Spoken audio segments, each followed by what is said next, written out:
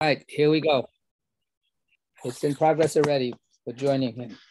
All right, so I think what we're going to do is we're going to move on to the next Mishnah, which is Mishnah in my edition, Mishnah 18 in chapter 2 of Pirkei Avot. And this is now moving to the teachings of Rabbi Shimon. So this is, as Bill mentioned a minute ago, this is Rabbi Shimon ben Netanel, and we were first introduced to him back in Mishnah 10, where we said 5 students were the special students, the special disciples of Rabban Yochanan ben Zakkai. So we're talking about the end of the 1st century CE, around the time of the destruction of the temple. And these 5 students are Rabbi Eliezer ben Hurkanus, so we've had his teachings. Rabbi Yoshua ben Hanania, we had his teachings. Rabbi Yosei HaKohen, we just had his teaching. And now Rabbi Shimon ben Netanel, right? So Rabbi Shimon ben Netanel is our next one up. And in Mishnah 11, we had a very short kind of characterization of each of these disciples and from the mouth of their teacher, Rabban Yochanan ben Zakkai. He highlighted one very special quality of each one of them. And when we have Rabbi Shimon ben Netanel, the quality that is special in Rabban Yochanan ben Zakkai's mind is that he is Yirei Chet. He is Yirei Chet. So my translation is fearful of sin, right? So he's always concerned not to commit a sin, right? Okay, so that's, and then, well, we have one more time. And then when we have the 5 disciples going out there and trying to tell us what are the special ways that people should try to live the good life, right? He sent them out as a field work project. And Rabbi Shimon says, Haro'eh et hanolad. Right? That a good quality is that a person should consider, look forward to what will be the results of any present situation or present action, right? Know what will follow. And then when they say, what's a bad thing? Rabbi Shimon says, haloveh ve'eino mishalem. That people who borrow and then don't pay back. Right? So these are the kinds of sayings and qualities that we have about him. We don't really have much more to know about him.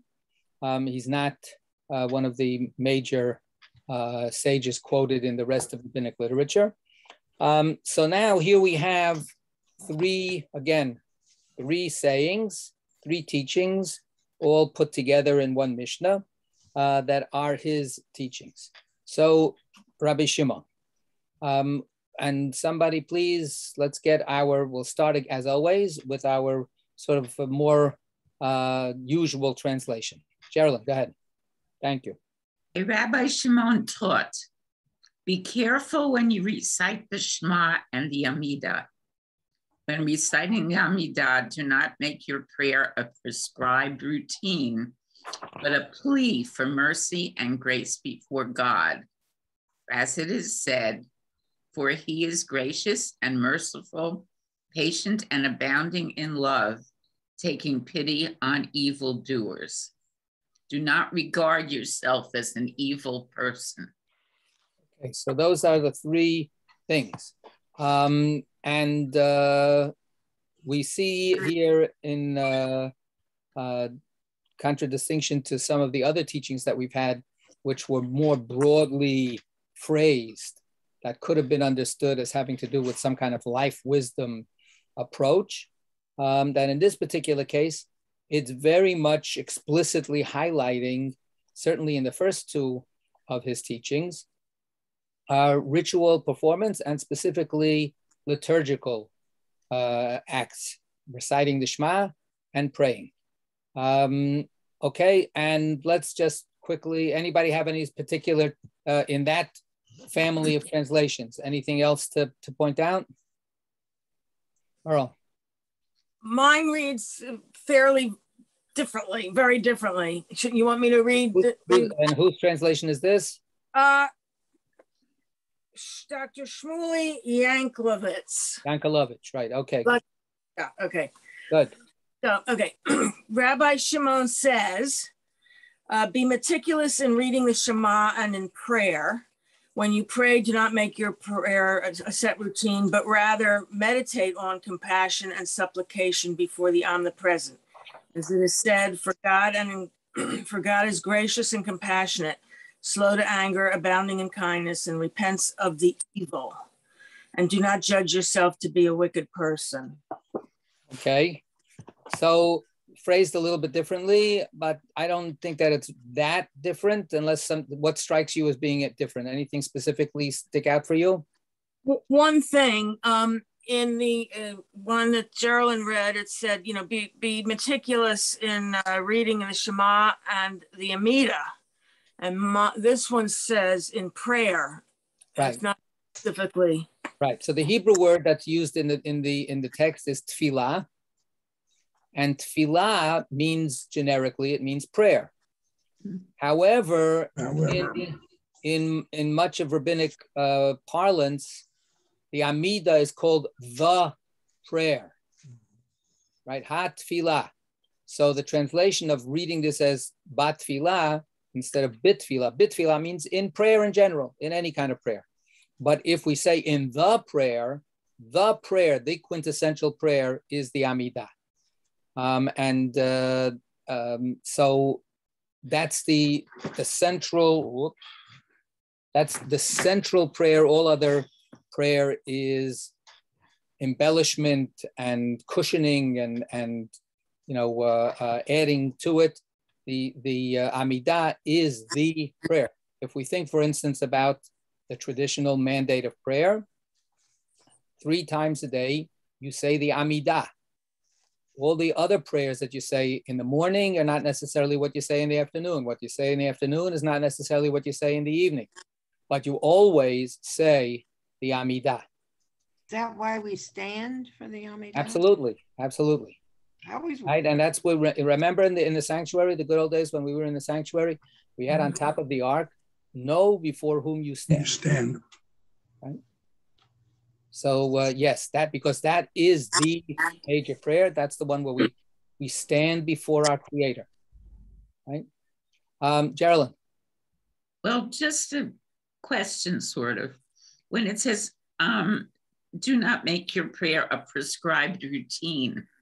And I don't know where it's written, but I was always taught, even if you know a prayer by heart, even when you're called up for an aliyah and you say the brachot, you should always read it so that it should never be that you're not thinking about each word or what it means to you, but that it's always like you're reading it, so you're thinking about it and it's meaningful each time.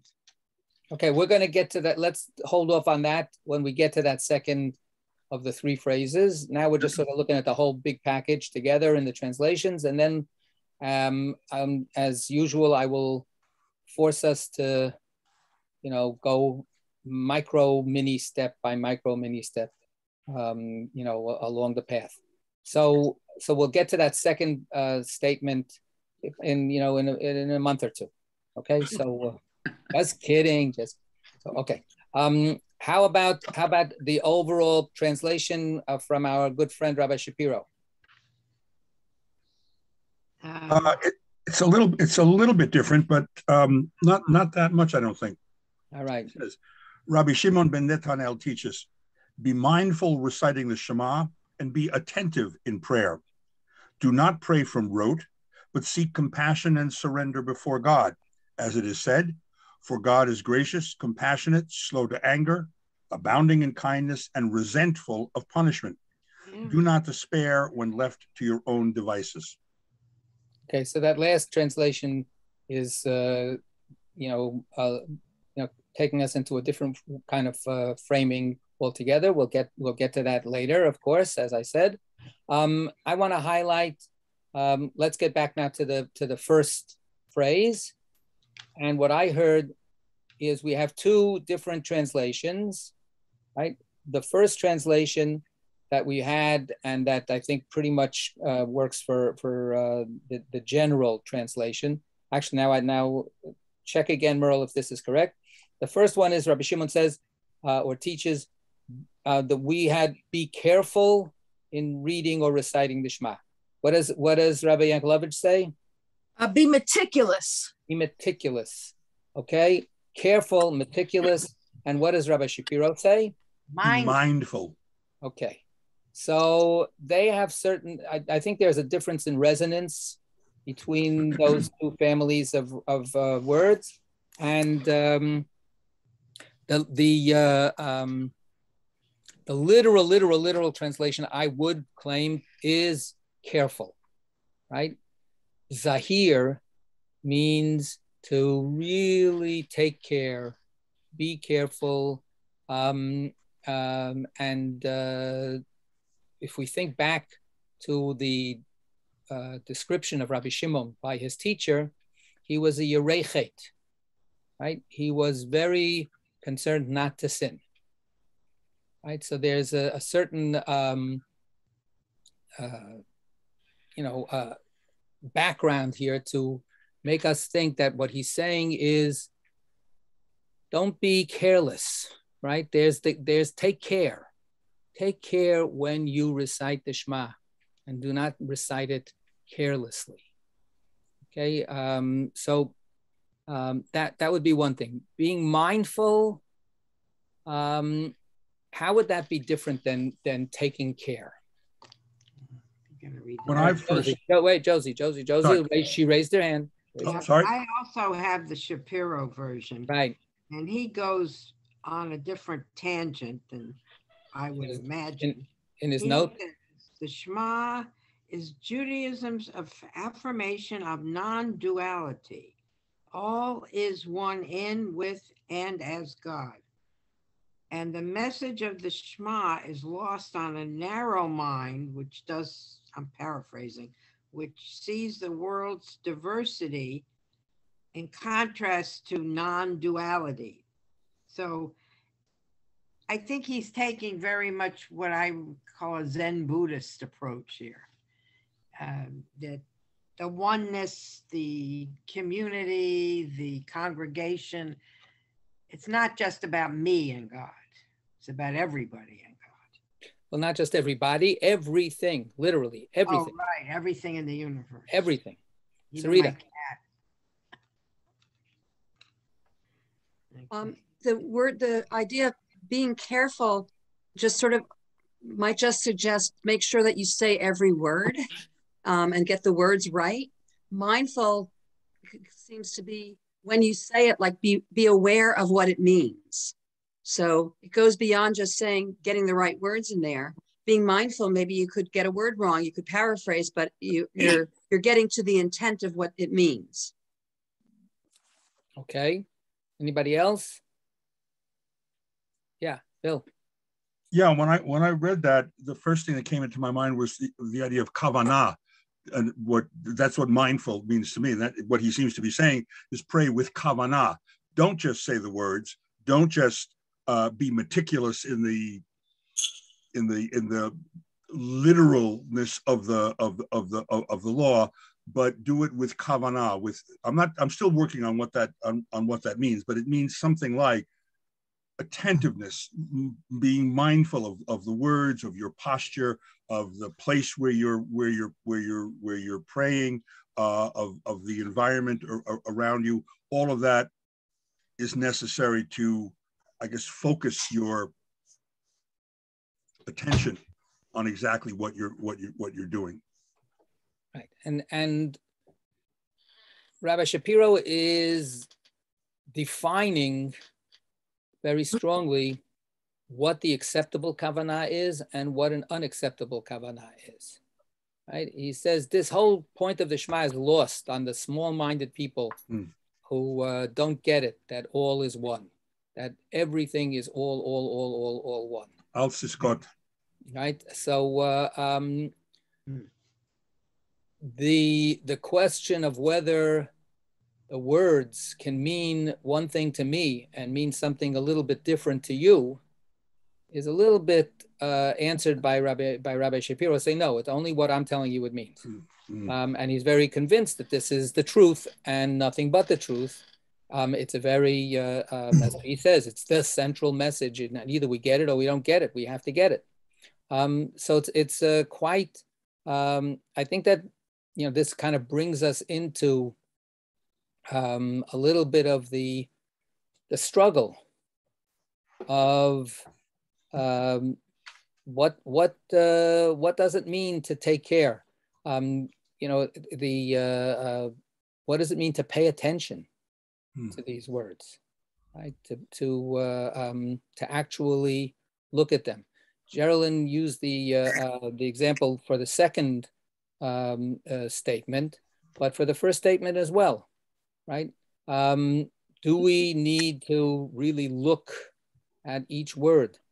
In the Torah itself, the Shema is one of the few places where the words take on a very unique shape. We know that there are songs that are printed out written out in the Torah in spacing and so on, but the Shema is one of the few places. There are other places. The first verse of the Torah, we have Bereshit.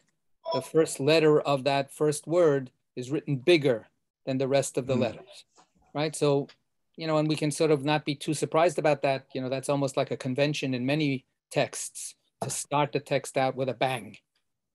But the Shema is, I don't know of any other verse that has within one verse 2 letters that are altered from their size. We have some words where the letter is smaller. We have some verses where the letter is bigger. But in the Shema, we have 2 letters that are made specifically to be bigger. The end letter of the first word, the Shema, the ayin of the Shema is bigger. And the last letter of the last word, the Dalid of Echad, of one, Shoshma, hear, listen up. Those 2 letters are written bigger than the rest of the letters. So somewhere along the line, they're assuming that people are going to actually look at the words and not just learn the words by heart, and that this will convey some kind of meaning to the reader, and the word that we call that's used for the Shema, we say the Shema. In Hebrew, we say Kriyat Shema. Kriyat Shema. Right? And even Yiddish, Krishma Lamita, right? So it's like, it's all one.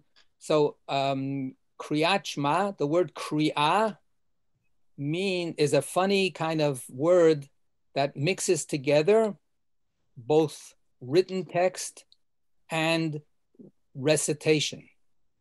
Likro is to read, Mikra is scripture, but Kara is to call out, to recite. So the word Kriyat Shema in and of itself means that you're looking at words that are written and calling them out, right? And then pronouncing them out loud. Of course, we've created in our own ritual customs, we've created a very paradoxical gesture for that. What do? Cover our eyes. Right.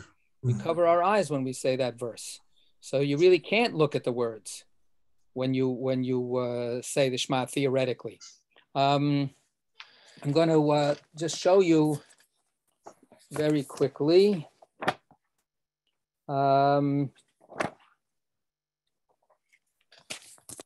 you're not going to see it too well, but that, trying to see, yeah, that's a painting. It's a self-portrait of this woman who is saying the Shema. Okay, so the artist is Ruth Kestenbaum and Ben Dove. I think actually I might be mistaken, but I think she actually once did a presentation at our shul. But for Slichot years ago. But there's a paradox in that painting, because to do a self-portrait requires the artist to look at themselves in the mirror. So how is she looking at herself in the mirror if she's putting her hands over her face, over her eyes, to imitate the idea that she's reading the Shema? So how do you do that? So there's a kind of a little bit of a mystery in that, and that's the mystery of the interaction here of these words. I think that Sarita is right, that mindful, certainly the way we think about it, seems to convey a kind of like interiority that is really not to be too concerned with externals. So if I don't quite get the words right, that's all right. And of course, there's a tremendous amount of thinking about this and certainly and traditions. If you get too picayune, then you lose the kavanah also. If you're too, concerned with every single tiny little detail, then and the details become the distraction instead of the gateway. Instead of the gateway in. The big letters of the ayin and the daled, the tradition says, why are those two letters bigger? Because they bridge from the first word of the Shema to the last word of the Shema. They bridge together and make one word, which is witness, aid. And we bear witness, we testify when we say the Shema, right, to God's oneness. And then we can start getting into arguments about what does God's oneness mean, and Rabbi Shapiro will tell us what it means and tell us that anybody else is wrong. But we're supposed to be testifying to the truth and nothing but the truth in that particular moment. And the tension between what are we being mindful of? And when we are mindful of something, what are we responsible about that reality, that truth that we are mindful of? How do we discharge our responsibility to that truth? Is being casual about it, because as long as we mean well, good enough? I want to tell a story. I think I've told it before. It's a great story. Reb Zalman Schachter Shalomi told this story. And he came out of the Chabad, the Lubavitch culture. So he told a story that the first Lubavitcher Rebbe, so we're talking about the very beginning of the 1800s, made a trip to Germany, right, where the Yek is, the Ostjuden, the Ostjuden is the Eastern Youth. How do you call the Western Jews? What? Ashkenazi? No, we're all the Eastern European, all the European Jews. Anyway, but so he comes to like Berlin, and of course this is before the break that Reform created. So everybody's completely, orthoprax, meaning they practice the way everybody says that you should practice. And he starts, haranguing them that they do all of the details. They're very meticulous. They're very zahir. They're very careful about all this kind of stuff. But there's no heart to what they do. It's all cold. And he says, if when you say the Shema, you say the Shema, Shema Yisrael Hashem Elokeinu Hashem Echad. You just say it like that, and if it doesn't take you a full minute to say the Shema, how do you expect any of these words to penetrate into your heart? So everybody's, says, oh, we have to do tshuva, we have to repent. So Reb Zalman says, so it was told that from then on in this congregation, everybody would go like this. Yes, right? And they would time themselves to make sure that they would do the Shema for a minute, because otherwise it's not really good Shema. So you can take any spiritual lesson and turn it into an idol. So yeah, Merle. Well, because we chant the Shema, it automatically slows it down. And I think everybody can think about it while, it takes a long time. But I've always, marveled, and I've discussed it with you, everything else is so fast. Like Elenu, you start and there are a couple of lines that we do out loud, and then like 10 seconds later, we're down at the bottom. And I don't understand. And people that know these prayers by rote, even if they're reading them, to me, it looks like they're reading it so fast that they can't possibly be thinking about what it means. And one of the answers that you gave is, well, services already take 2.5 hours. So, we'll be here all day if we're doing these prayers, fully. But I just don't quite get that whole thing. Okay, so with that question, we will conclude for today. And because we ran out of time, otherwise we'll have to spend like hours and hours talking about this, and we can't do that. So and hopefully, Merle, hopefully you'll tune in next week. Hopefully you'll remember that this is the question that you asked, and hopefully we'll remember to resume this conversation from there. Yeah, Geraldine. Thank you. Just do I and Dalit spell a word? What did they? They spell aid, witness. Okay. That's the idea, that we are bearing witness, that we are testifying. Am I right thinking if you don't know Hebrew, you really have a big stumbling block in understanding? You're missing a lot. Yep. Yeah, really true. All right, here we go. But stop.